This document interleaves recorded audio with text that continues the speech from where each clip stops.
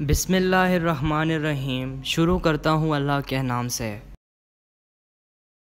حضرت ابو ہریرہ رضی اللہ عنہ روایت کرتے ہیں کہ رسول اللہ صلی اللہ علیہ وسلم نے دریافت فرمایا، آج تم میں سے کس نے روزہ رکھا؟ حضرت ابو بکر صدیق رضی اللہ عنہ نے عرض کیا، میں نے۔ پھر آپ صلی اللہ علیہ وسلم نے دریافت فرمایا، آج تم میں سے کون جنازے کے ساتھ گیا؟ حضرت ابو بکر صدیق رضی اللہ عنہ نے عرض کیا، میں۔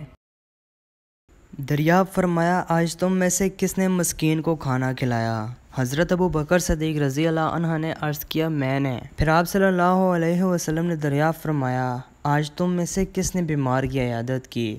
حضرت ابو بکر صدیق رضی اللہ عنہ نے عرض کیا، میں نے۔ رسول اللہ صلی اللہ علیہ وسلم نے ارشاد فرمایا، جس آدمی میں یہ باتیں جمع ہوں گی وہ جنت میں داخل ہو کر ہی رہے گا۔ دوستو، اگر آپ کو حدیث شریف سننا پسند ہے تو ہمارے اس چینل کو ابھی سبسکرائب کریں اور ساتھ میں دیے گئے بیل پر کلک کریں۔